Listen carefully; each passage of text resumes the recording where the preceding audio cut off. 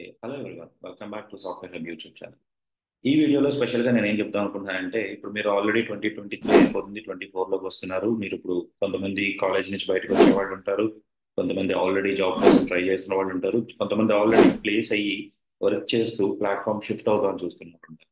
So వీళ్ళకి చాలా మందికి కోడింగ్ అంటే కొంచెం ప్రాబ్లం ఉంటుంది. అంటే ఏ టెక్నాలజీ నేర్చుకుంటే బాగుంటుంది ఏంటి అనేది ఒక చిన్న క్వశ్చనరీ అయితే మైండ్లో ఉందన్నమాట. సో వాటి గురించి నేను ఈ వీడియోలో అయితే డిస్కస్ చేస్తున్నానండి. అంటే కోడింగ్ ఎలా స్టార్ట్ చేద్దాం అనుకున్న వాళ్ళకి ఫస్ట్ మనకైతే కోడింగ్ స్టార్ట్ చేయాలంటే మనకి డిఫరెంట్ డిఫరెంట్ ఏరియాస్ అయితే ఉన్నాయి. ఒకటి వచ్చి వెబ్ డెవలప్మెంట్ అని, ఒకటి వచ్చి యాప్ డెవలప్మెంట్ అని, మొబైల్ యాప్ డెవలప్మెంట్ అని, ఓకే, ఇంకొకటి వచ్చి మనకు వచ్చి మిషన్ లెర్నింగ్ అని, ఎంఎల్ అంటారు, కొంతమంది గేమ్ డెవలప్మెంట్ అంటారు, కొంతమంది వచ్చి ఏఐ అంటారు, ఆర్టిఫిషియల్ ఇంటెలిజెన్స్ అంటారు. సో ఏది నేర్చుకుంటే బాగుంటుంది, కొంతమంది ఏమో బ్లాక్ చేయాలి అంటున్నారు. ఓకే, ఇలాగ చాలా మందికి కన్ఫ్యూజన్ లో ఉంటున్నారు. కొంతమంది ఏంటంటే నాకు ప్రోగ్రామింగ్ ఐడియా లేదు, బట్ ఎలాగ నేను కోడింగ్ లోకి వెళ్ళాలి. నెక్స్ట్ ఇంకొకటి ఏంటంటే ఇప్పుడు చాట్ జీపీటీ లేకపోతే ఇలాంటి ఏఐ వచ్చింది, సో నాకు జాబ్ ఏమైనా రిస్క్ ఉందేమో అని కూడా ఆలోచిస్తున్నారు. బట్ వీటిలన్నిటి గురించి నేను ఎండ్ ఆఫ్ వీడియోలో ఈ చాట్ జీపీటీ గురించి నేను కొంచెం ఇన్ఫర్మేషన్ ఇస్తాను. అండ్ చాలా మంది ఇంకొక మైండ్ లో ఉన్న క్వశ్చన్ ఏంటంటే, ఇప్పుడు చాలా వరకు లే ఆఫ్ జరుగుతున్నాయి కదా, సాఫ్ట్వేర్ లో జాబ్స్ లేవు, ఎలాగా మరి ఇప్పుడు నేను ఎలా ప్లేస్ అవ్వాలి అని చెప్పి ఆలోచిస్తున్నారు. వాటి గురించి కూడా మీ వీడియో ఎండ్ లో నేను దాని గురించి కొంచెం ఇన్ఫర్మేషన్ ఇస్తాను, సో దట్ మీరు వీడియో అంతా చూస్తారు కాబట్టి. సో బిఫోర్ మనం మూవ్ అవుతున్నాం లోపలికి, ఒక స్మాల్ రిక్వెస్ట్ అండి, please do subscribe my channel, support చేయండి. ఇంకా ఇలాంటి మంచి మంచి వీడియోస్, మంచి మంచి టాపిక్స్ ఇంకా తీసుకొస్తుంటారు అనమాట. ఓకే, ఇంకా డిలే చేయకుండా ఒక డీప్ గా డిస్కస్ చేద్దాం. మీకు ఆల్రెడీ చెప్పినట్టు మనకి ఏదైనా ఒక ప్రోగ్రామింగ్ నేర్చుకోవాలి అంటే కనుక మనకు ఒక గోల్ ఉండాలి. సపోజ్ నేను ఒక ఎగ్జాంపుల్ చెప్తాను. ఇప్పుడు నేను ఫ్రాన్స్ వెళ్తాను అనుకోండి, అక్కడికి వెళ్ళేటప్పుడు నేను ఫ్రెంచ్ నేర్చుకుంటాను. సపోజ్ నేను ఇప్పుడు ఇంకా మహారాష్ట్ర వెళ్తున్నాను, సో నేను ఏం చేస్తాను, హిందీ నేర్చుకుంటాను. సో నేను ఇప్పుడు ఏదప్పుడు ఆంధ్రప్రదేశ్లో హైదరాబాద్ వెళ్తాను, తెలుగు నేర్చుకుంటాను. లేదా యుఎస్ వెళ్తాను, ఇంగ్లీష్ నేర్చుకుంటాను. అంటే నాకు పాత తెలుసు, నేను ఏ దారిలో వెళ్తున్నానో అని నాకు పాత తెలుసు అన్నప్పుడు నేను ఆ సబ్జెక్ట్ నేర్చుకుంటున్నాను. మీరు కూడా అలాగే ఫస్ట్ పాత్ అనేది ఒక గోల్ అనేది సెటప్ చేసుకోండి. ఏ సైడ్ వెళ్దాం అనుకుంటున్నారు, ఓకే, ఆ సైడ్ వెళ్దాం అనుకుంటున్నప్పుడు దాన్ని బట్టి మీరు ప్రోగ్రామింగ్ టెక్నాలజీని చూస్ చేసుకోవచ్చు అనమాట. వేరే అందులో మీరు కనుక మీ గోల్ కనుక క్లియర్ గా ఉంటే, మీ గోల్ కనుక మీరు డిసైడ్ చేసుకోగలిగితే, మీరు ఈ కోడింగ్ అన్నది కూడా మీకు ఈజీ అయిపోతుంది.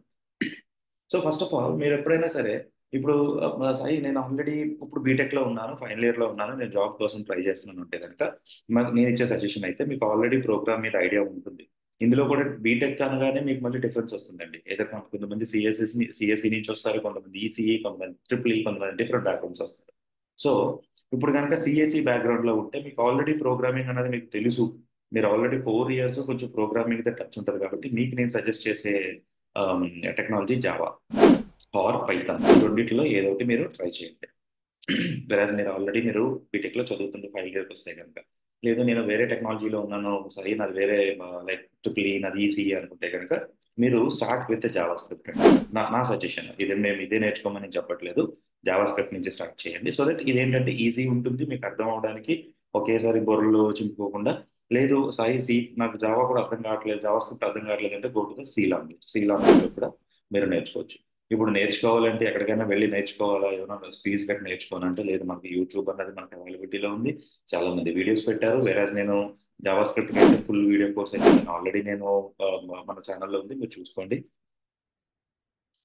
ఓకే, అదే సి లాంగ్వేజ్ వచ్చి ఇంకా చాలా ఉన్నాయి, నేను కూడా అప్లోడ్ చేస్తాను షార్ట్లీ. ఇంకా నేను రికార్డ్ చేయలేదు, దాన్ని కూడా రికార్డ్ చేసి పెడతాను. వెరాజ్ జావా పైథాన్ వస్తాడు, పైథాన్ నేను ఆల్రెడీ స్టార్ట్ చేస్తున్నానండి, పైథాన్ కూడా నేను ఫుల్ కోర్స్ పెడతాను. వెరాజ్ జావా కూడా నేను మెల్లిగా తీసుకొస్తాను, కొంచెం టైం పడుతుంది. But in the mean by మీరు ఏమైనా నేర్చుకోలేకపోతే కొంచెం రీసెర్చ్ చేసి మంచిగా ఎవరు చెప్తున్నారో చూసి, ఇప్పుడు ఏంటంటే మంచి మంచి మన లాంగ్వేజ్లోనే అర్థమయ్యేటట్టు చెప్పేవాళ్ళు చాలా మంది వచ్చారు. ఇప్పుడు నేనే ఉన్నాను, తెలుగులో చెప్తున్నాను. అలాగే హిందీ ఉంటే హిందీలో చెప్పేవాళ్ళు ఉంటారు, తమిళ కావాలంటే తమిళ్లో చెప్పేవాళ్ళు ఉంటారు. ఆ ఛానల్స్ చూసుకుంటే మంచి కంటెంట్ ఒకసారి చూస్ చేసుకుంటే నేర్చుకోండి. ఓకే, సరే, ఇప్పుడు బీటెక్ గురించి మాట్లాడిపోయింది. ఇప్పుడు నేను already working Sai, I'm working professional. Okay, నేను వర్కింగ్ ప్రొఫెషనల్ని. మరి నాకేమో నేను టెస్టింగ్ మీద ఉన్నాను, నేను డెవలప్మెంట్ సైడ్ మూవ్ అవుదాం అనుకుంటున్నాను, మరి ఏ టెక్నాలజీ అయితే సజెస్ట్ చేస్తాను అని అడుగుతారు అనమాట. సో అది కూడా నేను, మీరు already working professional as a testing మీద వర్క్ చేస్తున్నావు అని అనుకుంటే కనుక, మీరు ఆల్రెడీ మాన్యువల్ టెస్టింగ్ చేస్తున్నారా లేదా ఆటోమేషన్ టెస్టింగ్ చేస్తున్నారా చూసుకోండి. ఆటోమేషన్ టెస్టింగ్ చేస్తున్నారంటే మీకు స్క్రిప్టింగ్ ఐడియా ఉంటుంది, రైట్? సో మీరు ఆల్రెడీ డెవలప్మెంట్ లో ఉన్నట్టే.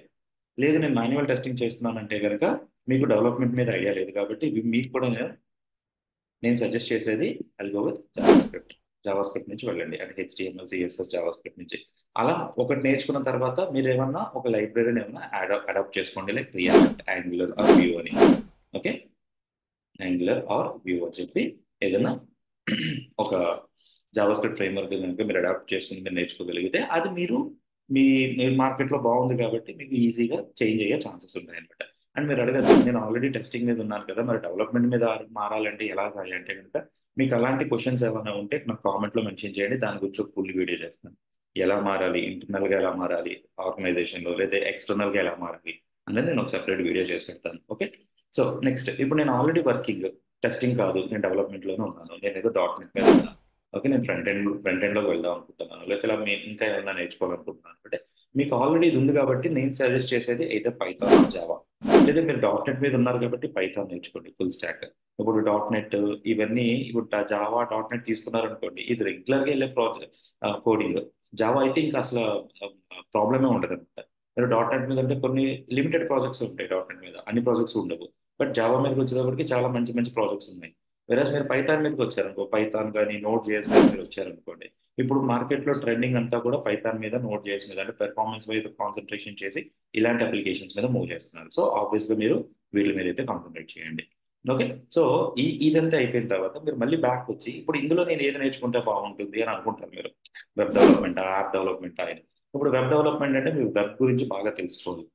వెబ్సైట్ ఎలా చేయాలి, వెబ్సైట్ ఎలా డెవలప్ చేయాలి, HTML, CSS, జావా స్క్రిప్ట్తో ఎలా నేను ఇంప్లిమెంటేషన్ చేయాలి, రియాక్ట్ ఎలా యూజ్ చేయాలి, ఇదంతా మీరు ఆలోచించాలి. అదే యాప్ డెవలప్మెంట్కి వచ్చేటప్పటికి మీరు చూస్ చేసుకోవాల్సింది, ఏదో మీరు ఆండ్రాయిడ్ సైడ్ వెళ్దాం అనుకుంటున్నారా, iOS సైడ్ వెళ్దాం అనుకుంటున్నారా.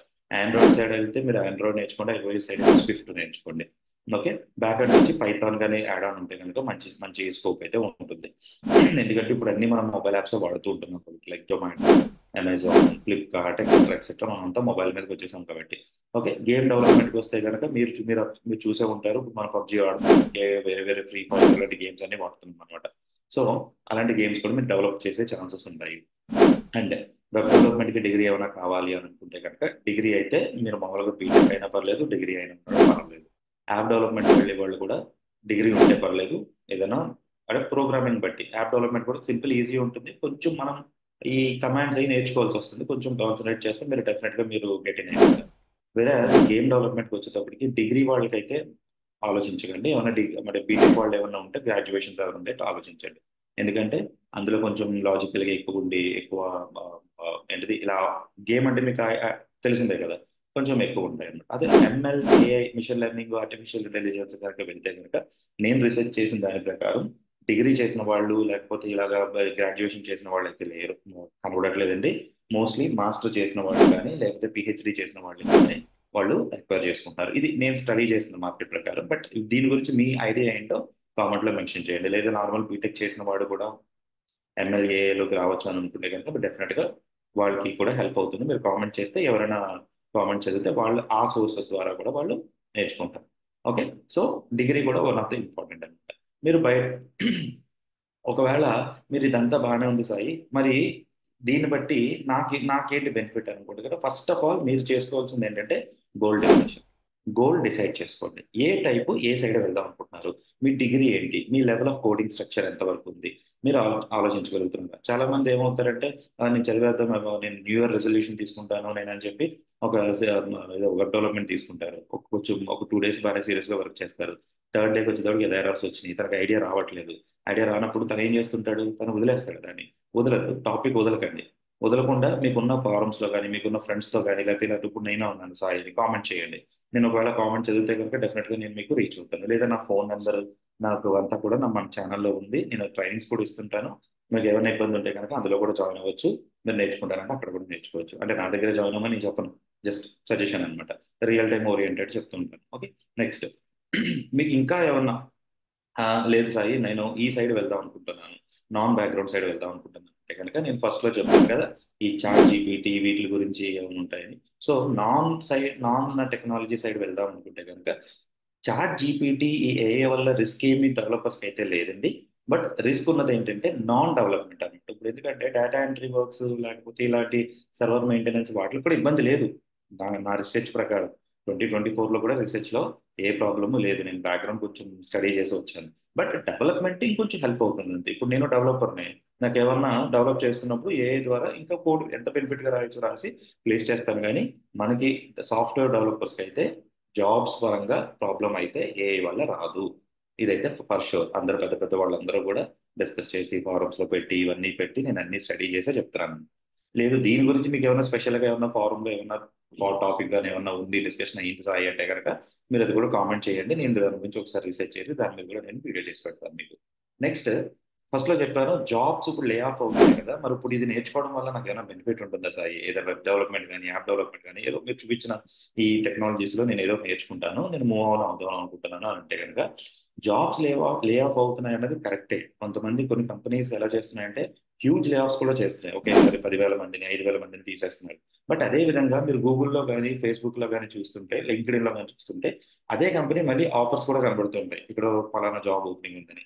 వాడు కూడా బిజినెస్ పరంగా ఆలోచిస్తే రెవెన్యూ జనరేట్ అవ్వని ఏరియాస్ మాత్రమే రిలీజ్ చేస్తున్నాడు తప్ప రెవెన్యూ జనరేట్ అవుతున్న వాళ్ళకి మాత్రం జాబ్ లో ప్రాబ్లం అయితే లేదండి. అది మాత్రం కన్ఫర్మ్ గా చెప్తా. నెక్స్ట్ జాబ్స్ ఉండవేమో నేను నేర్చుకున్నా వేస్ట్ ఏమో అని అనుకుంటే కనుక అది కూడా కరెక్ట్ కాదు. ఎందుకంటే ఈ రోజు ఉన్నట్టు రేపు ఉండదు. ఆల్రెడీ కొంతమంది మూవ్ ఆన్ అవుతారు వేరే ప్రాజెక్ట్స్ కి. మూవ్ ఆన్ అయినప్పుడు కొత్త రిక్వైర్మెంట్ అక్కడ క్రియేట్ అవుతుంది. లేదు క్లయింట్కే కొత్త రిక్వైర్మెంట్ జరగచ్చు. అప్పుడు జరిగినప్పుడు వాళ్ళకి రిక్వైర్మెంట్ కావాలన్నప్పుడు మళ్ళీ కొంతమందిని తీసుకునే ఛాన్సెస్ ఉంటుంది. సో అలాగా దీని గురించి ఓకే. ఇంకా మనకి జాబ్స్ పెరుగుతాయి తప్ప తగ్గే ఛాన్సెస్ అయితే లేవండి. ఇంకా చిన్న చిన్న స్టార్టప్స్ అని మంచి మంచి ఓన్గా డెవలప్మెంట్ సెంటర్స్ పెట్టుకుంటున్నారు. వాళ్ళు కూడా వచ్చి ఇంకా మంచిగా ఇంకా డెవలప్మెంట్ చేద్దామని చూస్తున్నారు. అండ్ ఇంకొక పాయింట్ ఉంటుంది, దాని గురించి ఎవరికైనా ఇంట్రెస్ట్ ఉంటే నాకు కామెంట్ చేసి చెప్పండి. దాని గురించి ఫుల్ వీడియో చేస్తాను. స్టార్టప్స్ ఎవరికైనా నేను స్టార్ట్అప్ పెడదాం అనుకుంటున్నాను సాయి అని అనుకుంటే కనుక ఎలా స్టార్ట్ చేయాలి, ఏది తీసుకుంటే బాగుంటుంది, ఎలాగా నేను ప్లాన్ చేసుకోవాలి, ఇలాంటిది ఏమైనా కావాలి అంటే కనుక కామెంట్లో మెన్షన్ చేయండి. నేను దాని గురించి కూడా డీటెయిల్ వీడియో చేస్తాను. నాకు మంచి కామెంట్స్ వస్తే నేను దాన్ని బట్టి టాపిక్ ఆ కామెంట్స్ని బట్టి టాపిక్ తీసుకుని చూస్ చేసుకుని నేను డెవలప్ చేస్తూ ఉంటాను, రికార్డ్ చేస్తాను అనమాట. ఓకే. హోప్ ఇప్పుడు ఇంకొక లాస్ట్ లో చిన్న పాయింట్, కోడింగ్ నేర్చుకుంటాను కోడింగ్ సైడ్ వెళ్తాను అంటున్నారు. కానీ కోడింగ్ అంటే ఏదో మనం సినిమాలో చూసినట్టు హ్యాకర్స్ ఏదో టప్పుడు టైప్ చేసినట్టు ఉంటుంది కదా. అలా అయితే ఏముండదండి. మీరు కోడింగ్ ఒక్కోసారి బోర్ కొడుతుంది, ఒక్కోసారి బాగుంటుంది. ఓకే. అలా కాకుండా నాకు శాలరీయే కావాలి సార్, నాకు 2 lakhs శాలరీ కావాలి, 5 lakhs శాలరీ కావాలనుకుంటే కూడా అనుకున్నా కూడా మీరు యాజ్ ఎ ఫ్రెషర్ గా మీకు అంత శాలరీ అయితే రాదు. ఓకే. మీరు ఎంత ఎక్స్ట్రాడినరీ క్యాండిడేట్ అయినా సరే మీరు ఎక్స్ట్రాడినరీగా రాదండి. మీరు ఇప్పుడు గూగుల్లో ఆడు తీసుకున్నాడు, ఆడికి జీతం ఏమో ఒక 20 కోట్లు ఇస్తున్నాడు, 30 కోట్లు ఇస్తున్నారు అని చెప్తారు. బట్ అది కూడా ఏంటంటే అతను ఆల్రెడీ గూగుల్ హ్యాక్ చేసి ఏదో దానికి సొల్యూషన్ ఇచ్చి వాడు దాన్ని ఎక్స్పోజ్ చేసుకున్నాడు కాబట్టి వాడికి ఆ టాలెంట్ అయితే చూపిస్తున్నాడు, రైట్? అంతేగాని వాడిని డైరెక్ట్ గా తీసుకుండి ప్లేస్మెంట్ చేయలేదు కదా. ఓకే. కాబట్టి మీరు అలాంటి వాటిని ఏమీ ఆలోచించకండి. మీరు ఫస్ట్ మీ పాత్ సెటప్ అయితే, మీరు ఫస్ట్ ఇనీషియల్ గా యాజ్ అ ఫ్రెషర్ గా మీ పాత్ సెటప్ అయితే మీరు ఒక 5 years తర్వాత చూసుకుంటే మీ శాలరీ అన్నది ఇంక్రిమెంట్ అవుతుంది. దానికైతే నేను షూర్ గా చెప్తాను. బట్ కంపెనీస్ జంప్ వేస్తూ ఉండాలి. దాని మీద కూడా మీకు ఏమైనా ఎలా జంప్ అయ్యాలి, ఎలా నెగోషియేట్ చేయాలి హెచ్ఆర్స్ తో, ఎలాగ నేను మా శాలరీ ఇంక్రిమెంట్ చేసుకోవాలి, లేదు సాయి నాకు ఎక్స్పీరియన్స్ లేదు, నాకు 3 years గ్యాప్ వచ్చింది, నాకు దాని మీద వీడియో చేయండి, ఎలా ఫేక్ పెట్టాలి, ఎలా చేసుకోవాలి అంటే ఫేకే పెట్టాలని నేను చెప్పను. దాంట్లో కూడా చాలా వేరియస్ ఆప్షన్స్ ఉన్నాయి. ఓకే. కానీ దాని టెక్నాలజీ ఎలా నేర్చుకోవాలి అన్నది కూడా మీకు ఇలాంటి ఏమైనా క్వశ్చన్స్ ఉంటే అలాంటివి ఏమైనా చేసుకోవాలన్నా కూడా కామెంట్లో మెన్షన్ చేయండి. నేను దాని మీద కూడా నేను వీడియోస్ చేసి పెడతాను. Okay. Thank you very much అండి ఫర్ వాచింగ్ మై వీడియో. మీరు ఒకసారి నాకు సబ్స్క్రైబ్ చేయండి. ఇంకేమైనా క్వశ్చన్స్ అయ్యి ఉంటే కామెంట్ చేయండి. నేను ఇంకా మంచి మంచి వీడియోస్ మంచి మంచి టాపిక్స్ అవి కూడా తీసుకొస్తాను. మీరు కామెంట్ చేసే దాన్ని బట్టి నేను కూడా మంచి రెస్పాన్స్ ఇస్తూ ఉంటాను. థ్యాంక్ యూ వెరీ మచ్ అండి. Thank you.